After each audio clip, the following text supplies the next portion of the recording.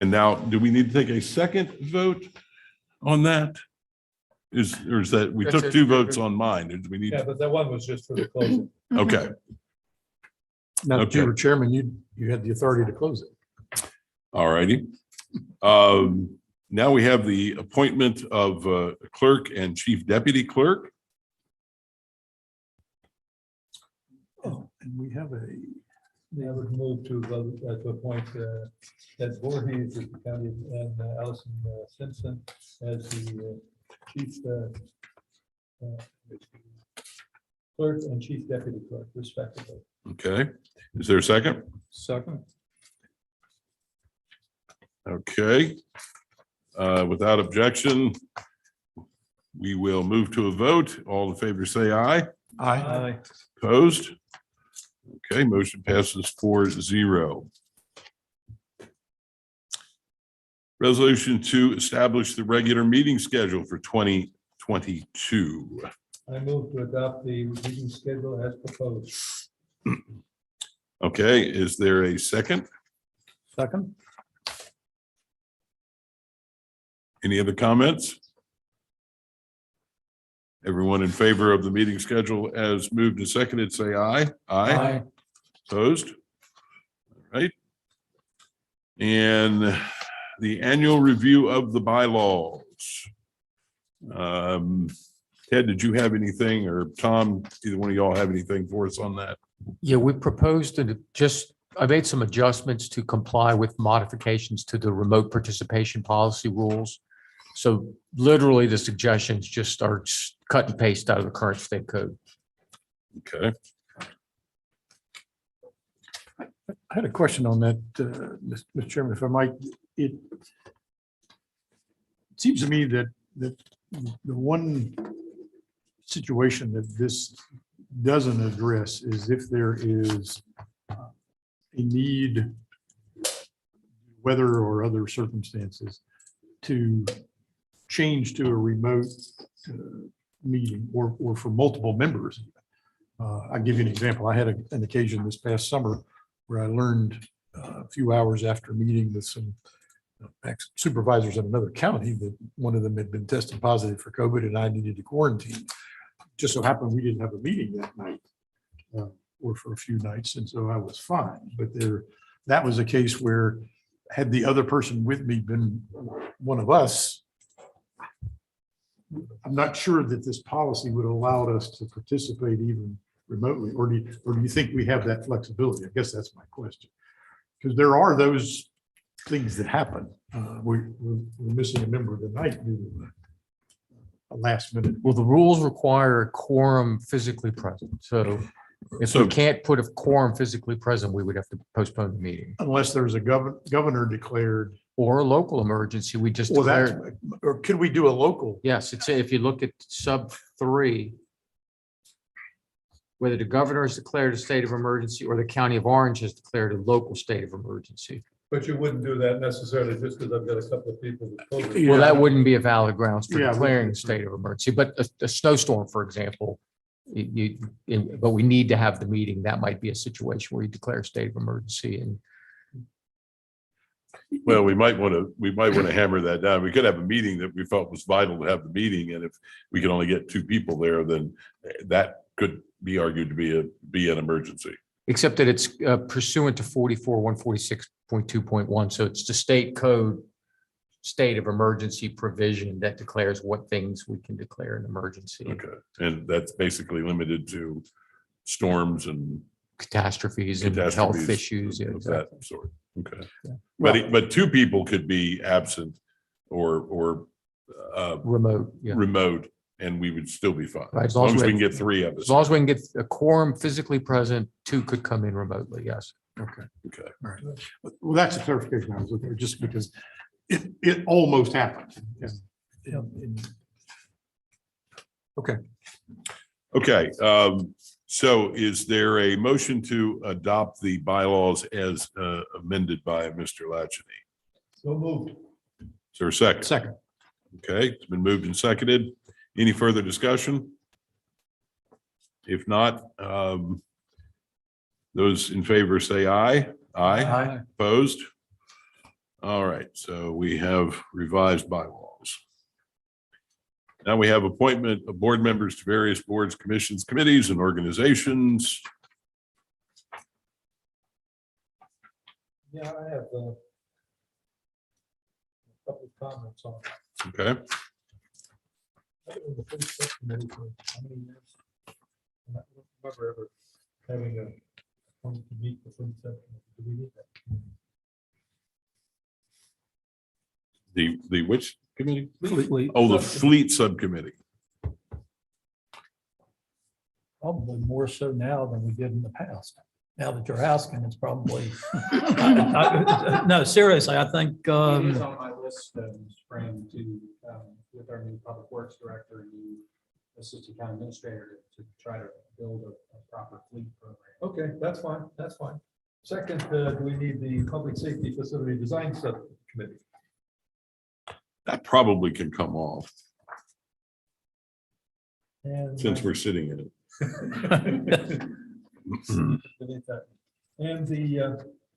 And the last item on my list was the Workforce Investment Board, Chief Local Elected Officers. That shouldn't be the Workforce Investment Board. It should be the Virginia Career Works Piedmont Region. Chief Local Elected Officials.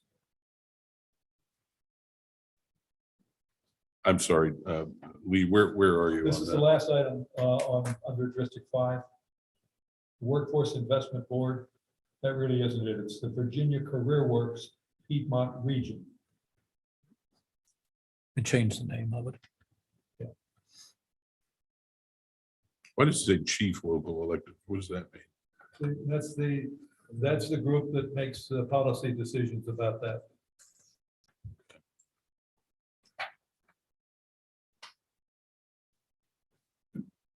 Obviously, Allison, I know you're aware of this. This needs some editing as we've changed chair and vice chair now. So there's some Yes, of sir. those that- So, and that hasn't been done yet, correct? Yeah, okay, Right, the list in front of you is as adopted last year. right, and we have an asterisk or two on there. Mhm, mhm.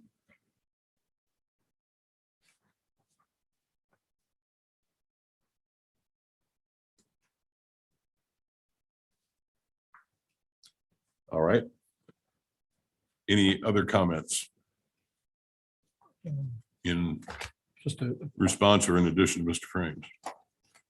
in addition to his, I'm just curious, under Mr. Marshall's, the Joint Planning Area Committee, is that something that still exists? I'm not sure that we've had a meeting in quite a few years. So I might be prudent to remove that one. Yeah, I don't know if, I wasn't actually aware that it was still a committee. I haven't heard anything about it in years, so I don't know if it's from the, I assume that's with the town of Orange. Yes, it Is was. that- Yeah, so I mean, I don't know if the town of Orange considers that still a committee or not.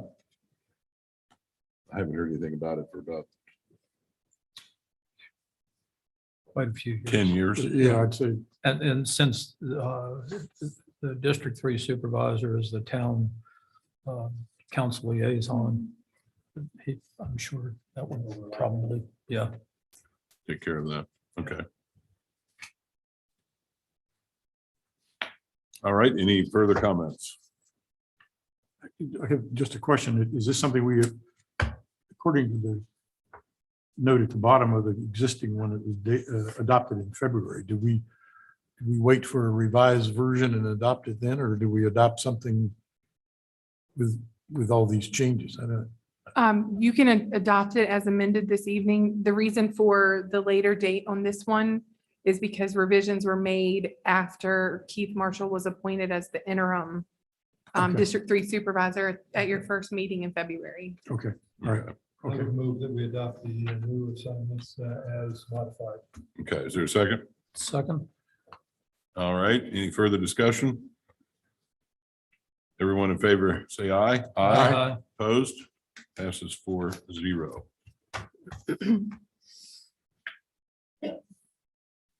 Okay. having done all of that, we now will adopt our agenda. Someone to make a motion on that? I so move. Mr. Chairman, before we have a motion, I'd like to remind the board that in front of you is a revised resolution for agenda item 5C. The previous version was to ratify the opening or the declaration of the local state of emergency. That resolution has been revised to do that in addition to ratifying the closing of the local state of emergency. So it'll be under the consent agenda motion, but just calling that to your attention. It would be a resolution to ratify and close. And the close. declaration of emergency. Yes, sir. Additionally, under 13, your calendar items, we'd like to request that you add item 13A to schedule the public hearing for the redistricting, the revisions to the redistricting at your February 8th meeting.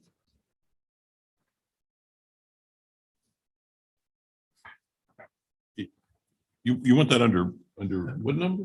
13A calendar. Okay, that's 14. It's That's 14. 13. 13. Yes, sorry. Okay, And that'll be. 14, 14B. 14B. 14B. That's- Okay, 13 is normally calendar. I'm thrown off, sorry. okay. So we have to ratify and close Mhm. declaration of emergency. And the addition of the scheduling the public hearing for redistricting. I would move that we adopt the agenda as modified. Is there a second?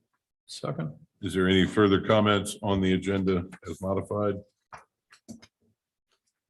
All those in favor say aye. Aye. Opposed? Passes 4-0. Okay, now we come to item 4. A, Business Spotlight. And we have the owners of Spelled Ink here, Cindy Pagan and Heather Griffin. Come forward and tell us your story.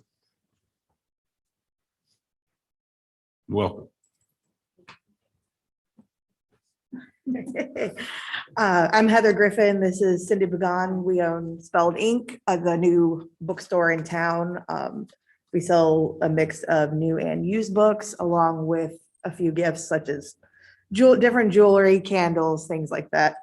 When COVID hit, life slowed down a little bit. And we realized that we had time to start remembering old dreams that weren't really possible between moving around. For me, it was moving around a lot in the military, first just myself, and then with my husband when there was never possible to open your own business or anything like that.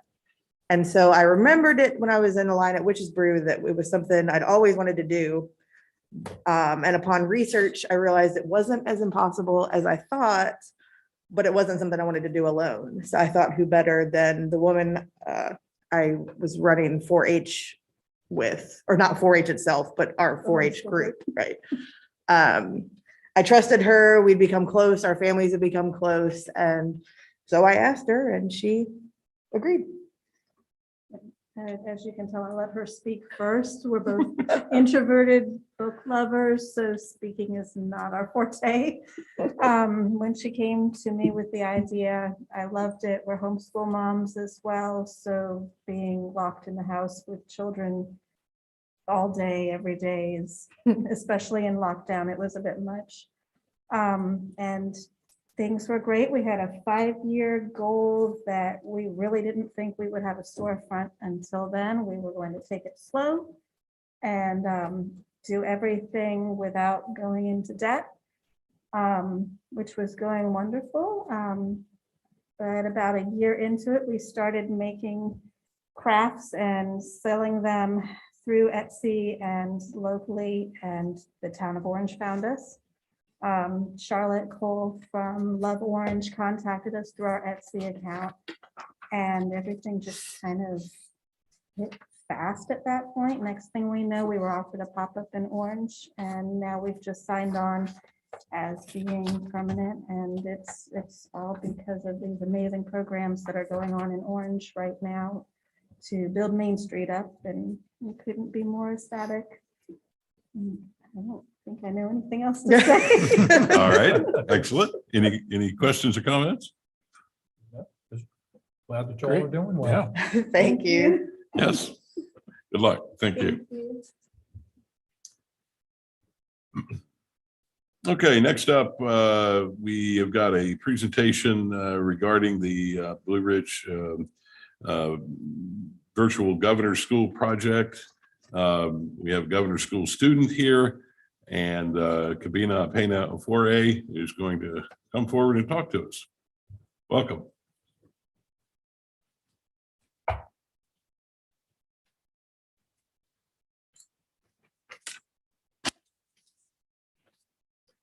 Good evening.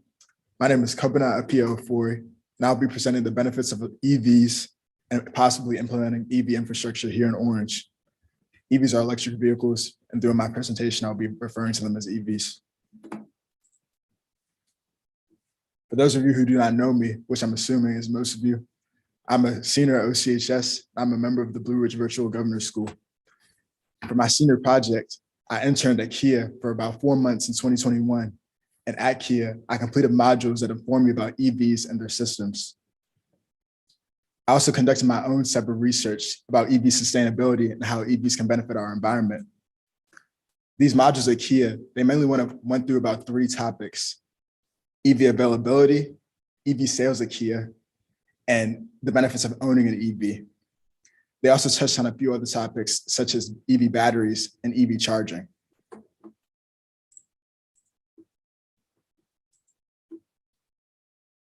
There's currently 3 different levels of EV charging. The AC level 1 charging station, which takes about 24 hours to charge an EV completely from 0% charge or 0 miles. And these cost about $300 to replace. And I say replace because normally when you buy an EV, you're provided with an AC level 1 charging station. Secondly, there's the AC level 2 charging station. These cost about $400 to $1,200, and they're about 4 times faster than the level 1 charging stations. These will charge your EV in about 4 to 6 hours.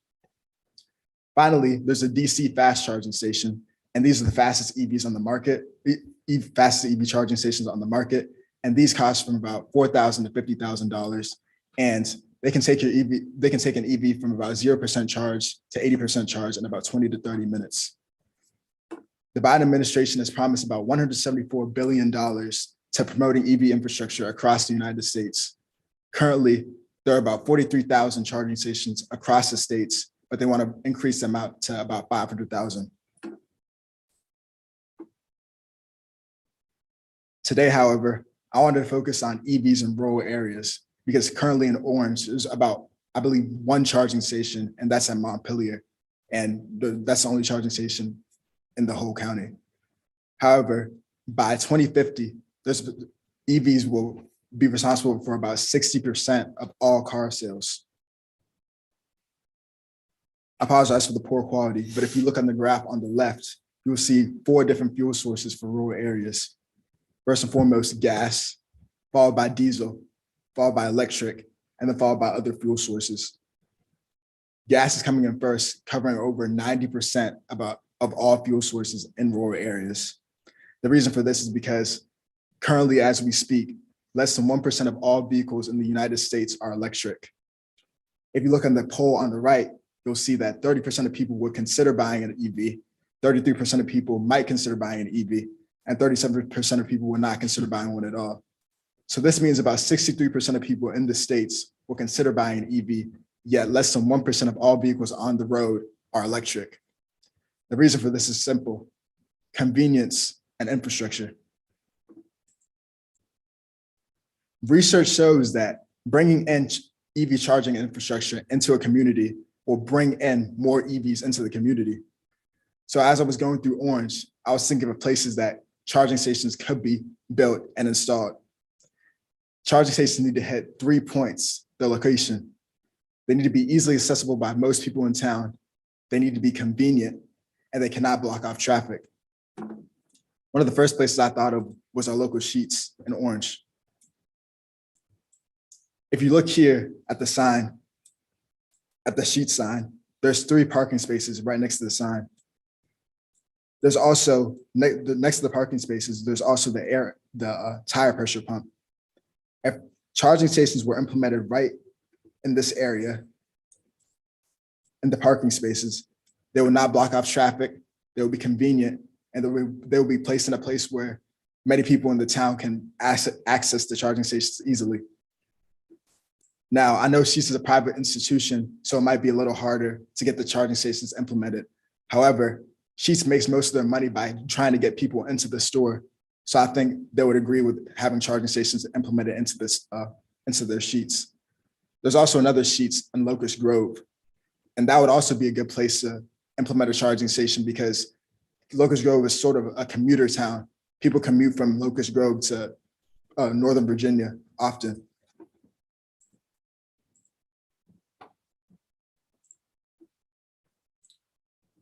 Here I have pictured, here Google Maps has pictured the railroad crossing next to Main Street and bus station next to Main Street. If EV charging stations were implemented right here, they would not get in anybody's way. They would not block off traffic, and they'll be placed in a convenient spot next to Main Street. People can access this easily. And if they couldn't be placed right there,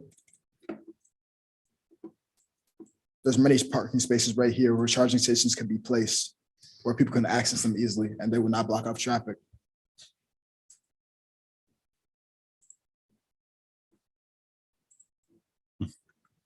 For those of you who would like to learn more about my project, I linked my internship website here and my research paper. Thank you all for your time. All right. Thank you. Interesting. Any questions? I do have one question. Yes, sir. These charging stations, what would the cost to the people charging their vehicles be? Little to none. I mean, Okay, my question there is, who is going to pay the electric for these people to charge their vehicles? Who would they be owned by, I guess? the charging stations, Mhm. the county, because the county would be the ones providing the stations to be implemented. Oh, okay. All Okay, right. That was very good. the Thank you. question. Good deal. Thank you. All right. Thank you, sir. Yes, sir. Appreciate you. Okay, next up is the consent agenda. Remember the one change is the resolution to ratify the declaration is now to ratify the declaration and the closing out of the declaration. So, I would so move as Okay. amended. okay, it's been moved and seconded. All those in favor say aye. Aye. Okay, new business. Does not appear to be any. We'll go to old business, our return to the question of flood hazard. Amendment to chapter 34 of the Orange County Code of Ordinances. Josh Gillespie, Planning and Development Services Director. Good evening, Josh. Good evening, sir. Mr. Chair, board members, we are returning to this. It was first presented to you on December 7th, came back to you on the 21st with some revised language. And we've presented revisions in two sections. The first is in Article 2, which is administration. And just to clarify that there are variances that are appealable to the Board of Zoning Appeals, as well as in Article 5, which relates to existing buildings. And we have included the exclusions mentioned related to roofing. I also added siding, essentially envelope sacrificial items that would really have no bearing on a building size or use. And so with those, we would propose that this is in a draft form, ready for review by DEQ, obviously with any further comments, suggestions, questions, or revisions that would come from the board. If you have any reminders on the time frame on this, we do expect to submit it in January for the review. Okay. Any questions for Josh?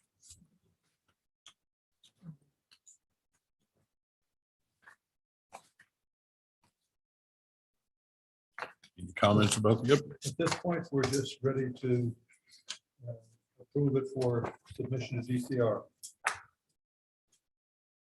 Is that right?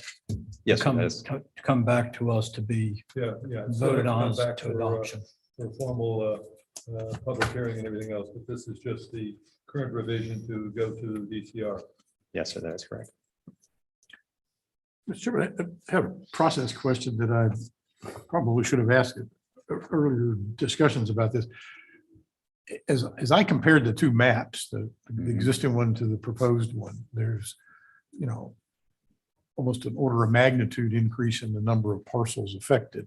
Factor 3. Is it? Okay. I didn't do the math, but I eyeballed the numbers. 27. Okay. And it occurred to me that we as a locality are going to have some role in explaining to those 3,000 parcel owners or whatever the number actually ends up being, what the heck just happened to them. I, for one, am not prepared to do that, is in terms of information or understanding. And so I throw out for some comment or help or whatever to, Most as to of how to this deal with occurs it. at Lake of the Woods. Well, it's, Lake of the Woods got heavily involved because the numbers that FEMA came up with were significantly more impactful on the thing. And because of work that the Lake of the Woods had done on their dam, and all the engineering and evaluation there, they managed to bring some of those numbers down to a more acceptable, what they call BFR, basic, whatever the base flood elevation. And so there has been a lot of discussion in that. I think that at least most of the people who are in the know in Lake of the Woods have been, there'll be people who are going to be griping at me, I'm sure. But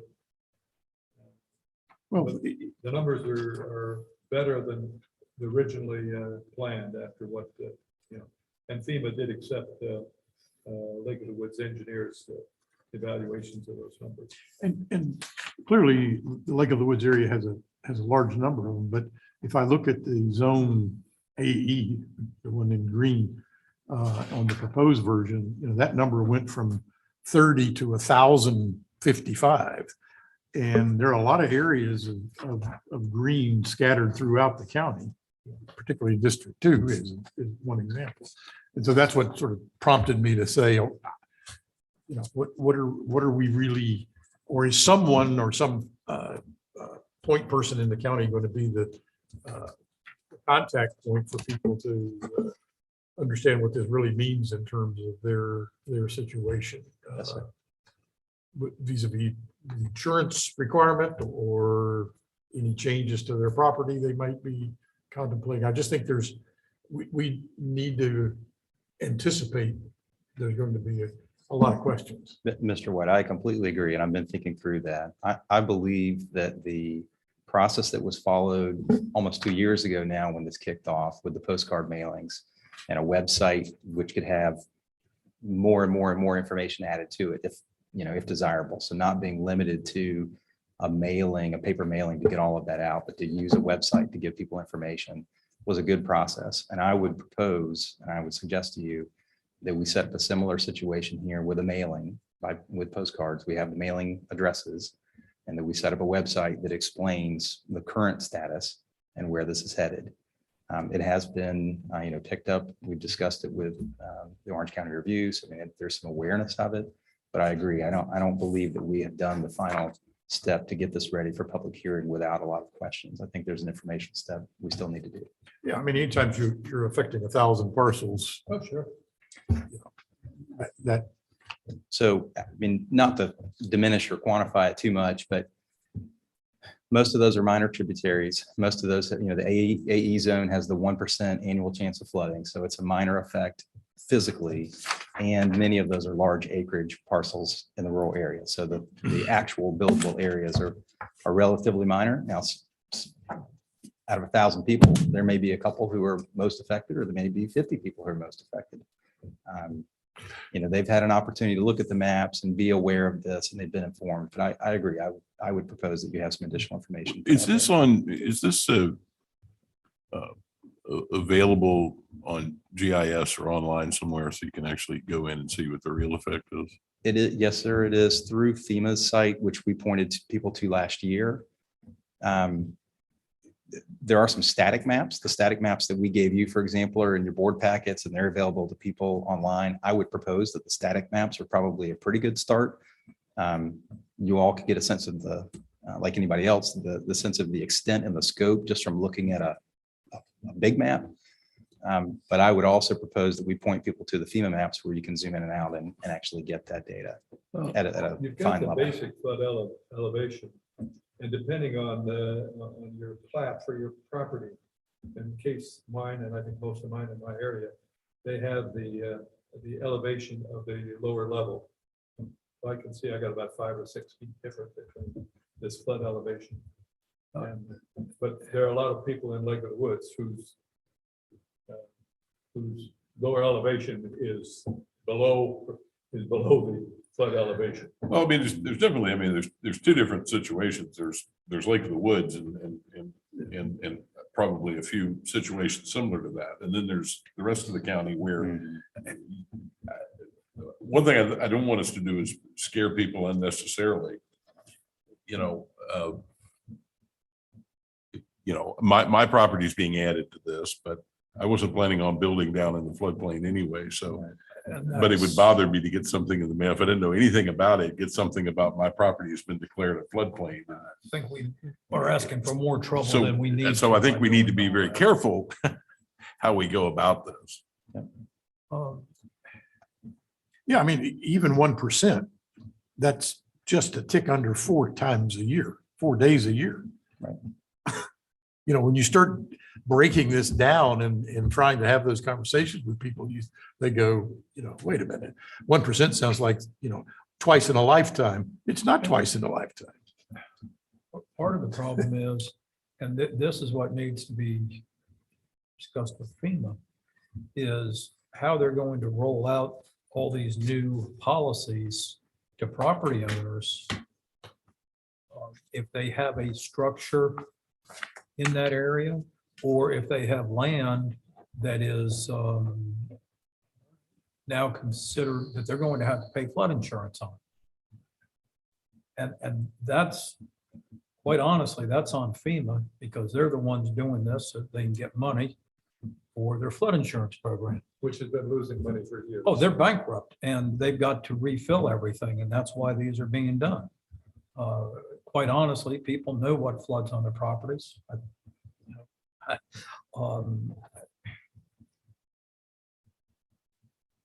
Well, where it comes into play is if you have a piece of property and you say, well, I don't need to worry about it, I'm not buying flood insurance. But you want to go sell it, and the guy who wants to buy it wants to get a mortgage. Right. Mortgage, they're not going to let you get without flood insurance. It ain't cheap. Well, It also gets into, are we going to do a reassessment? Are we going to deem these properties that are now, these almost 2,500 parcels as having some other value because their use is limited? I'm not trying to make this No, but worse than it that's a is, legitimate question. but when I finally realized that we're talking about, what is it? 10% of the parcels in the county? Yep. Roughly. what also, That got my attention in a little different way than. also the ones on Lake Anna are the flood zones in the property that's owned by Dominion Power, or are they in the property that is owned by the individual property? We don't know. Well, and that's being able to go to the GIS. See. No. The GIS does not come close. Our GIS, even though Jim Whip has been working on it, GIS is not, one, survey accurate, and two, many cases, the lines are so far off that it causes more problems than it solves. Right. He's brought it a long way, but there's a tremendous amount there. But do we know with some degree of accuracy exactly which 2,500 parcels are affected? Oh, yes, sir. I mean, Yes. Yeah, we have a table. It's down to the point where we could Sure. there's a list, if you will. Yes.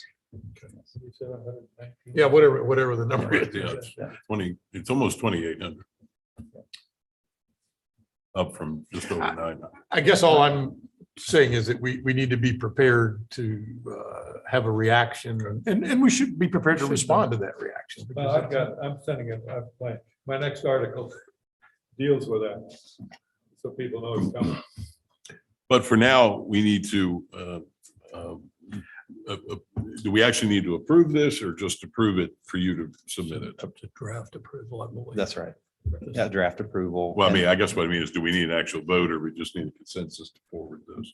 Or the board would like to proceed, a vote would be helpful, but as long as you're Okay. comfortable with this draft. we're- Well, okay, is there a motion to send this draft forward? To approve this draft for submission to DCR. Okay, is there a second?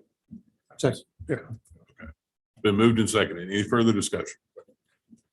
All right. Okay, all in favor, say aye. Aye. Opposed? Okay, it passes 4-0. Mr. Chair, if I may ask a clarifying question.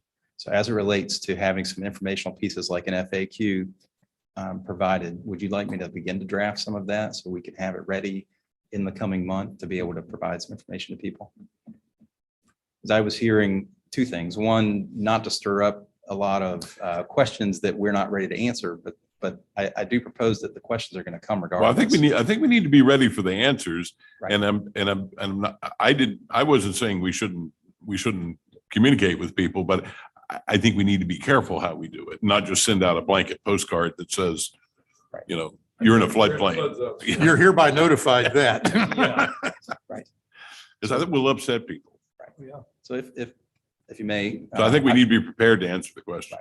I would like to propose a communications plan for this over the coming months before you get to a hearing. Even though GIS may have some problems, the website that you referred to that shows the elevation levels, is that easily accessible by people? It is, it's a multi-click Yeah, I through when you know, get to I FEMA. tried It it's takes, not easy. it takes a couple clicks, but yes. You were asking a question, you knew the answer. What I'm trying to get at is how can we, Yeah. for somebody who knows that he's in it, how can he determine what the impact on his personal property is? Can we, is it possible for us to add a link on our website that will take someone directly to those maps? Yes, yes. When we first started this process. Well, but it sounds like it's still complicated. Is there a way to make it less There complicated? probably needs to be a 1-2-step description of first click here, then click there, because Every it time I doesn't went take you I straight kept to getting it. The 2008 version. Right. You have to find the proposed version And so in we there. need the proposed version, Yeah. because somebody can say, well, my elevation is this, Mhm. and I got a problem, or I don't got a problem. Yeah. That's what you want to be able to do. Right. Was Yeah, here- if people can immediately go and see that they're talking about the bottom land where they plant corn or they, or where they plant their garden, then people will say, okay, not a problem. Doesn't affect my house or my garage. Yeah, I mean, it sounds like the first step is we ought to be able to enter their tax map ID number somewhere and see if that parcel's on the list. That's step one. Then within that parcel, if it's a large parcel, What is the flood elevation? what is the issue with respect to that parcel? I mean, I don't know. I would have to talk with IT a little bit about how to do the query. I mean, we have the data, it's queryable. You could easily punch in a tax map and see if you're in the database or not. I don't know how many pages it is, but we could make it a PDF and just make it a searchable PDF. I mean, that's the kind of the low tech way to do Is that. there any way, because you can go into GIS and get your parcel number or by your name or your address. Is there any way to attach the base flood elevation to that particular? You could create an overlay, I bet. That's what a lot of those Well, are. well, is it's- overlays. Whatever it is, you say that the basic flood elevation for your property is 326 feet. If I may, so we have the data.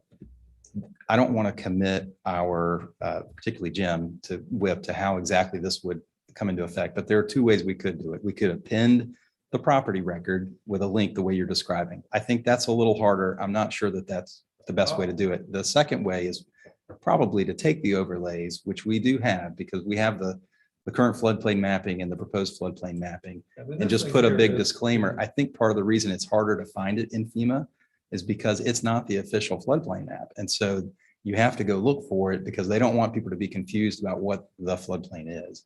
So if we put it out there, it'd have to be real clear, current, floodplain mapping and proposed. But we have all that data now. We've downloaded the shape files from FEMA, so we have it to map it. Well, I think Jim made a good point. We need to be able to lead off with this, something that people can see and understand.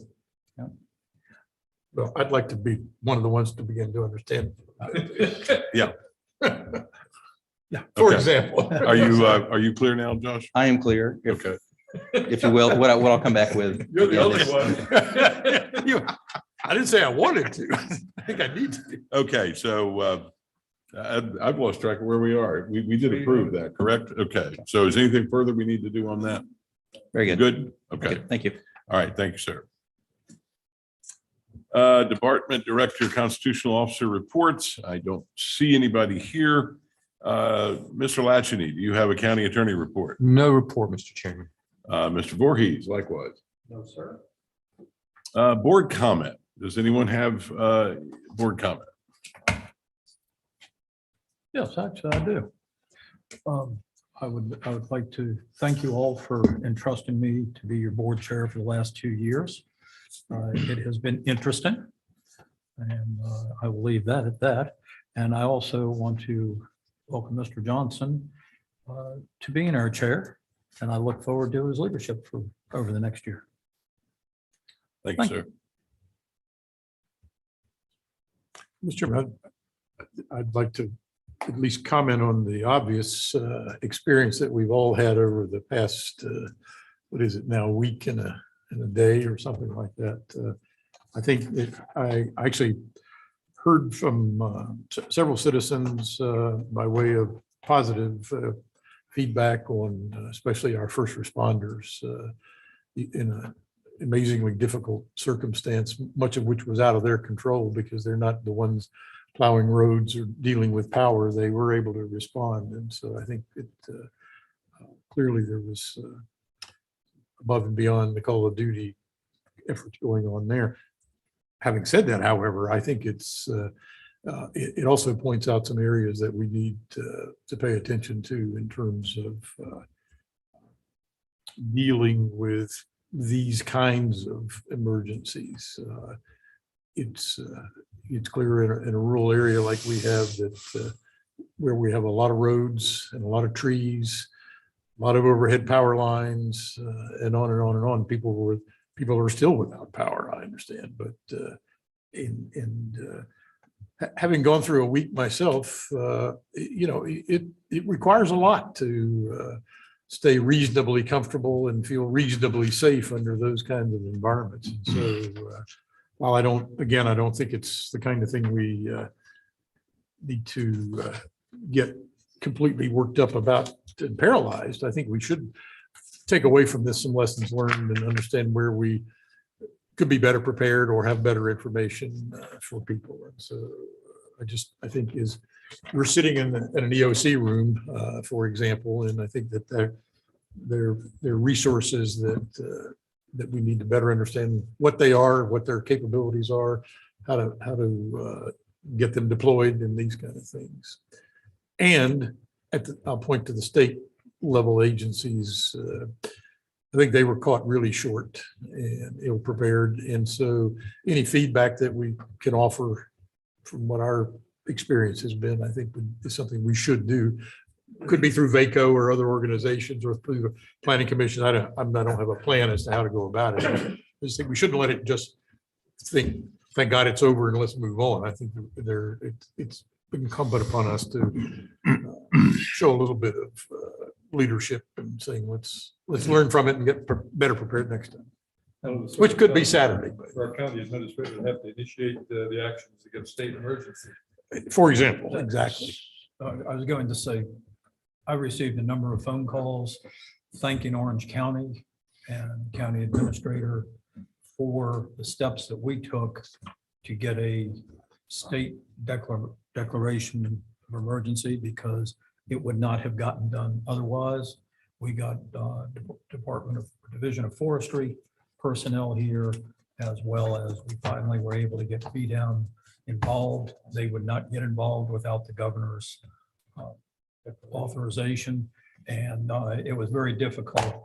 And I received phone calls from VDOT as well, thanking us for being so proactive and getting things accomplished. Plain and simple, without Orange County's involvement in this one, I don't believe that we ever would have gotten a declaration from our current governor.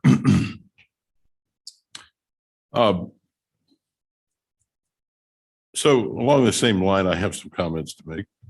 First of all, I want to thank our employees, the local staff who kept on trucking, doing all they could, whether it was EMS, fire, law enforcement. When things get really nasty, most of us get to sit at home and complain because the lights are out.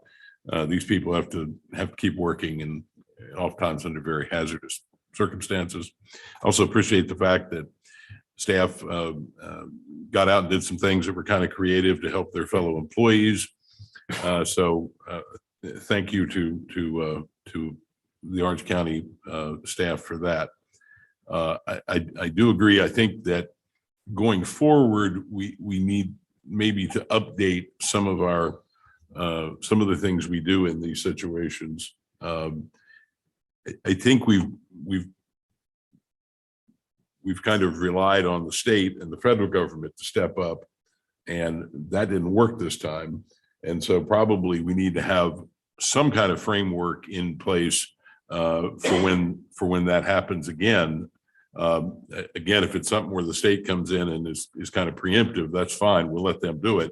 But if they're not there to do it, then the county needs to be able to step in, whether that's, opening up these, in this case, it was warming centers and that sort of thing. I know in the past it's been cooling centers that we had when the derecho came through. It was 95 to 105 degrees outside. So we never know what it's going to be. When it's a flood, it's a whole different ball game. But yeah, I think we owe it to the citizens of Orange County to develop and update our existing plan for these kinds of things.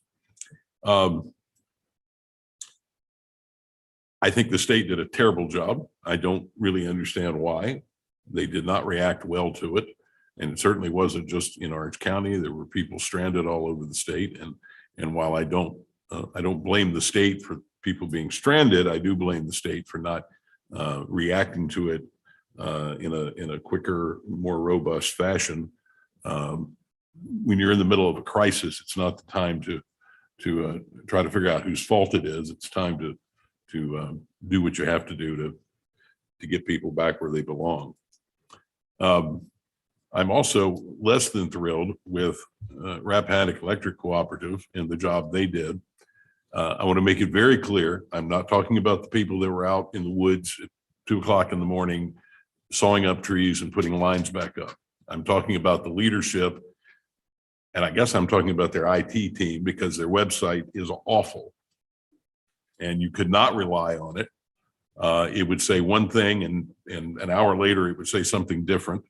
I had a man, Which were true. I had a man in the shop, in my shop yesterday, who 3 different times he went on and they had been assigned a crew, and then he'd go back later and that had been pulled out. And that is just, that's just, I don't want to get overly dramatic, but that's kind of soul crushing. When you're dealing with this, you go, oh boy, we've finally been assigned a crew. They're actually still working somewhere else, but they've been assigned to us, and then that, even that little rug gets pulled out from under. So, Without explanation. And I also have heard complaints about other cooperatives, Central Virginia, I'm talking about you. But REC, I've heard a lot, and I certainly have a personal dealings with them. So I think REC needs to up their game. This is 2021. We need to figure out a way to do a better job. We can't do anything about snowstorms or derechos, but we can certainly react to them better and have better information getting out to people and better communications. I want to say thank you to FiberLink, because FiberLink did not go down. It stayed up. Now, of course, you had to have a you either had to have power or backup power, but FiberLink did not go down. Unlike Firefly and various other entities who recently got millions of dollars from the state of Virginia when we didn't get it. They string their line up on poles, and guess what? When the pine trees and cedar trees fell, they busted those lines too. Whereas ours that are in the ground, it cost a little bit more to get it there, but they survived. So I would point out that any state ears that might hear my comments, sometimes it's better to, as a late uncle said, it only cost a few pennies more to go first class. And maybe broadband is an area where we should go first class instead of just slapping up something that's cheap and fast. Is there some way that we can get into Renee Stone, into the Orange County Review or something else to point out the fact that FiberLink did not go down? I just think that. I think we just did it. Because, I know that their editor watches our meetings intently. All right, if that's, I want to see that. I want people to know that in fact, we held up. Yes. I think that's an important thing. And it may help our marketing for the future. But not only held up, but performed, I know at least in my residence, flawlessly. Yes. Absolutely. And it survived. The lead up to the lights going out was they went out and came back on and went out and came back on, probably a dozen times at my house. And every time it rebooted and kept on working. And not everything does that. We had to keep unplugging my refrigerator because it kept getting angry about the whole thing. But FiberLink stayed up. Okay. Chairman, I would just respond to all board members by saying thank you for thanking the staff. I was very proud of them. We do have an after action meeting scheduled on the 25th for all departments to get together and go through lessons learned. Okay, informational items. We have the financial quarterly report. Any comments on that?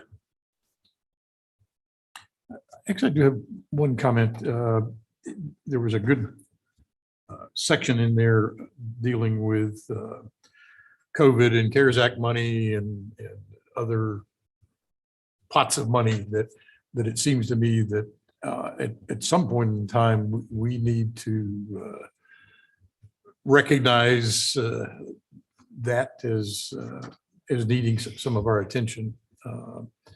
It's still, if I read the report correctly, there's still a significant amount of money there that probably should be working for the citizens of Orange County sooner rather than later. Let me just say it that way.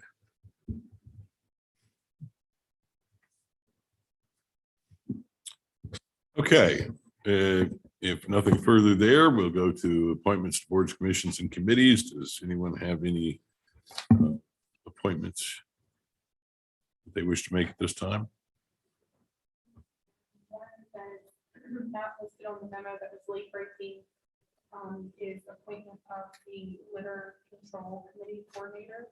In case you don't know, that position was previously held by Jason Woods, and he was recently promoted to the county's communications specialist position.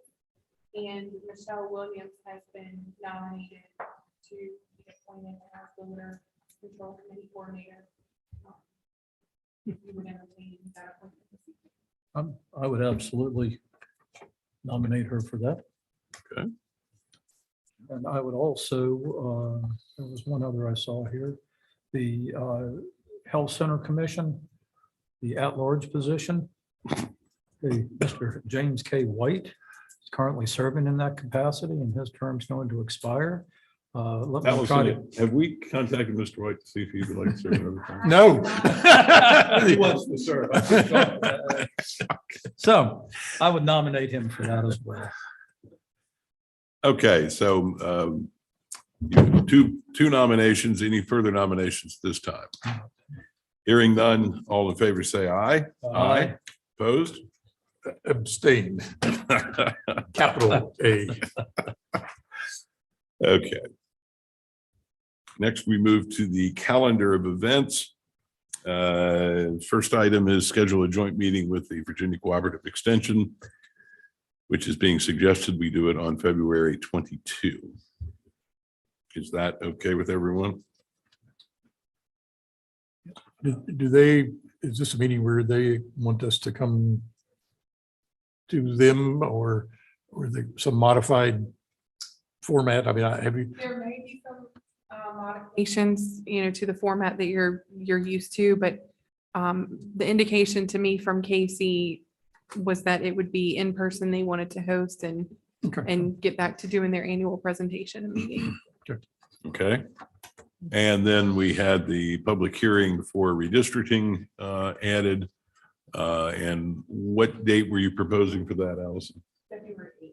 February 8th. Okay. Does that work for everybody? Yep.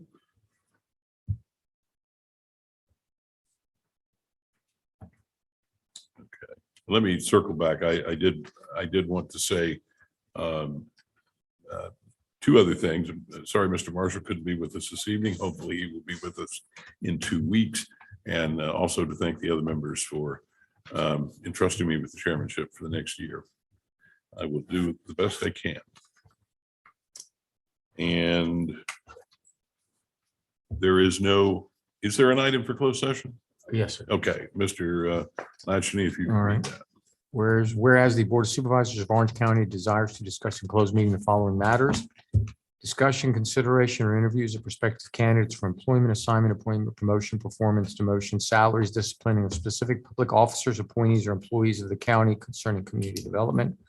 Consultation with legal counsel, employee retained by the public body regarding specific legal matters requiring the provision of legal advice by such counsel concerning war memorials. And whereas pursuant to sections 2.2, 37, 11A1, and A8 of the Code of Virginia, such discussions may occur in closed meeting. Now therefore be it resolved that the Board of Supervisors of Orange County does hereby authorize discussion of the aforestated matters in closed meeting. Need that as a motion. So move. Second. All in favor, say aye. Aye. We're in closed session.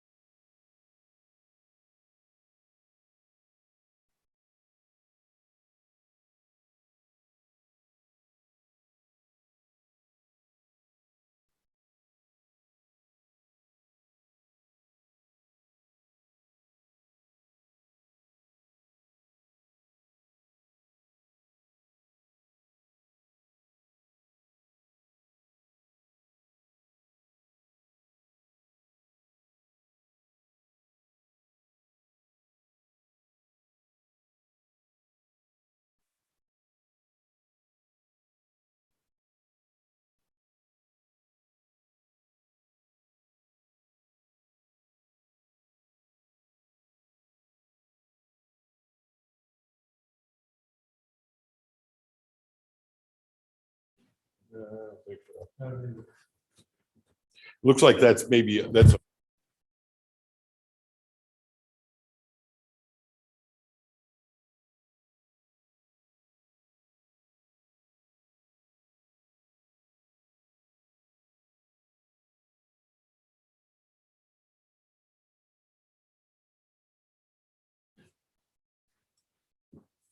Are we ready? Members of the board, to the best of your knowledge, were the only matters discussed in the closed meeting, public business matters lawfully exempted from open meeting requirements, and that only such public business matters as were identified in the motion by which the closed meeting was convened were heard, discussed, or considered in the closed meeting. Mr. Marshall is absent. Mr. Crozier, Aye. Mr. Frame, Aye. Mr. Johnson, aye. and Mr. White. All right, we are out of closed session. Move to adjourn. Is there a second? Second. All in favor? Aye.